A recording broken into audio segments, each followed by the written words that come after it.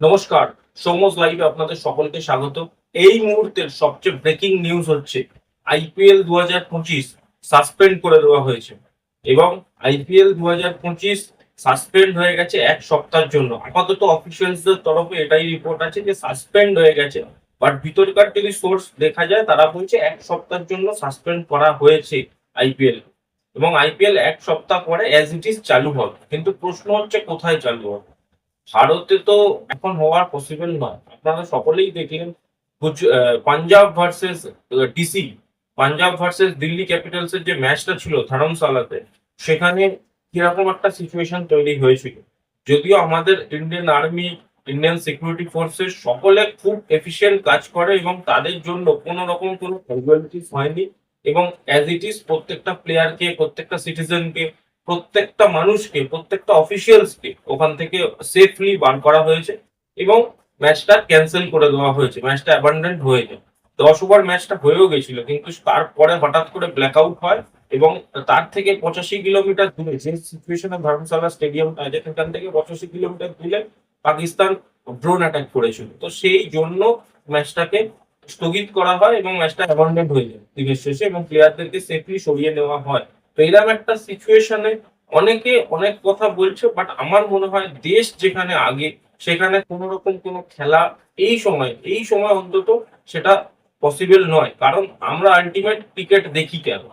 Ultimate cricket বলুন, IPL কেন, IPL, cricket, Olympic, football যাই হোক, খেলা দেখা হয় কেন? এন্টারটেনমেন্ট পারপাসের জন্য।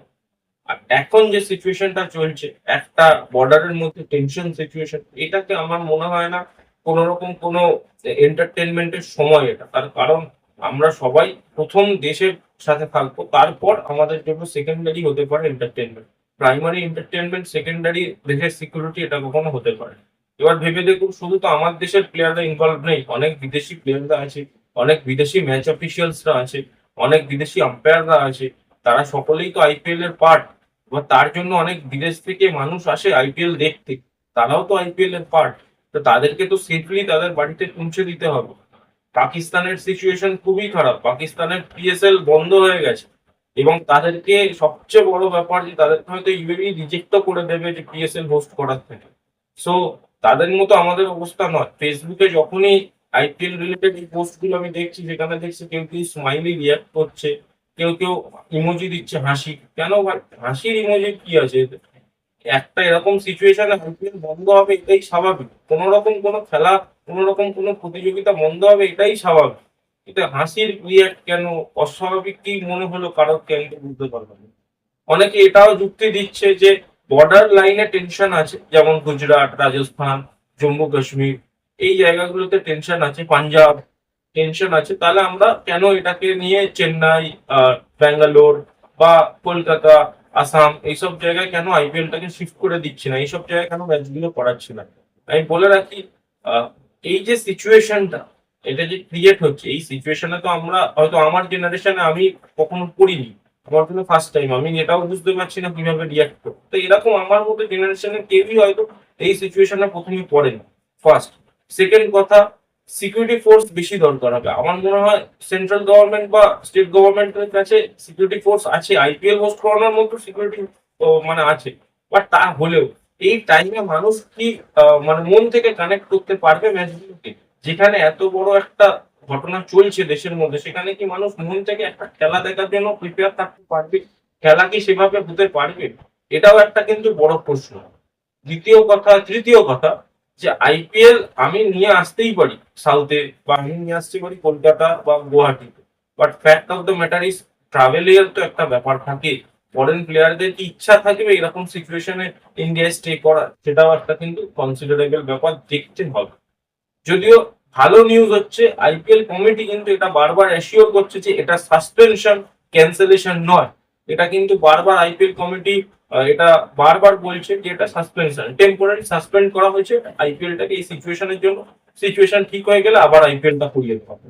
আর আইপিএল এর জন্য উইন্ডো কি আছে সেটাও দেখতে হবে। কারণ আমার মনে হয় যা সিচুয়েশন তৈরি হয়েছে ইন্ডিয়া পাকিস্তান বর্ডার লাইনে, আমার মনে হয় না এই বছরের এশিয়া কাপ কোনোভাবে পসিবল হবে। এশিয়া কাপ হবে বলে তো আমার মনে হচ্ছে না। সো এশিয়া কাপের যে টাইমটা আছে, আগস্টের এন্ড সেপ্টেম্বরের শুরুর দিকটা, ওই টাইমে আইপিএলটাকে হোস্ট করিয়ে নিতে পারে।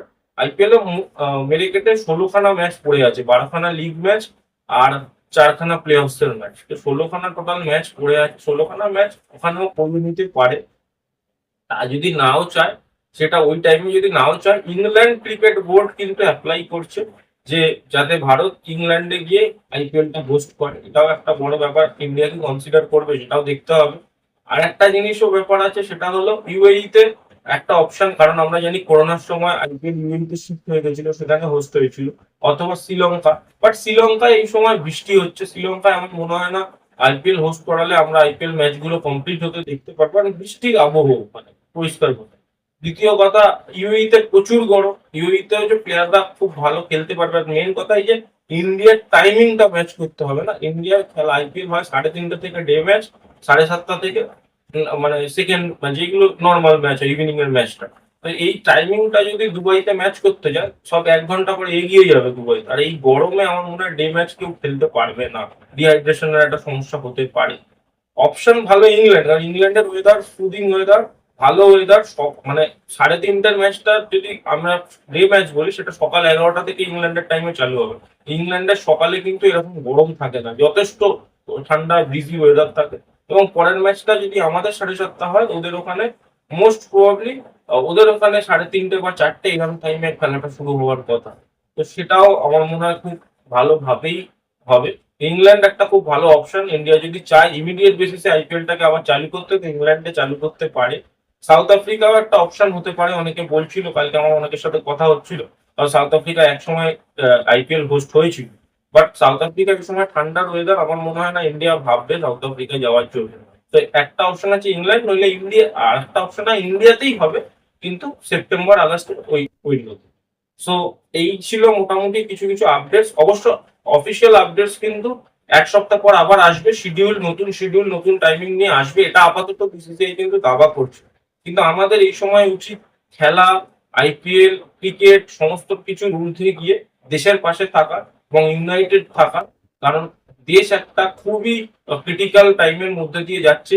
যারা যারা বর্ডার লাইনের আছে বাসিন্দা, সাধারণ সিটিজেনরা আছে, তাদের পাশে থাকা আমাদের প্রচন্ড ভাবে জরুরি। কারণ তারা কিন্তু যে জিনিসটা ফেস করছে, তার হয়তো আঁচও আমরা পাচ্ছি। আমরা হয়তো সোশ্যাল মিডিয়া দেখছি, ফেসবুক দেখছি, স্ক্রল করছি, সব করছি, কিন্তু তারা যে টেনশনের মধ্যে দিয়ে রেগুলার যাচ্ছে, সেটা হয়তো আমরা তার সিকি ভাগও যাচ্ছি। আর এই যে আমরা যাচ্ছি না, এর জন্য কিন্তু hats off to Indian army. কারণ ইন্ডিয়ান আর্মি ছিল বলে আমরা আছি, ইন্ডিয়ান আর্মি ছিল বলে ক্রিকেট আছে, ইন্ডিয়ান আর্মি ছিল বলে আইপিএল আছে, ইন্ডিয়ান আর্মি ছিল বলে এই কন্টেন্ট ক্রিয়েটর আছে, এবং ইন্ডিয়ান আর্মি ছিল বলে আজকে আমরা এত সেফলি কথা বলতে পারছি। সব শেষে একটাই কথা বলবো, জয় হিন্দ।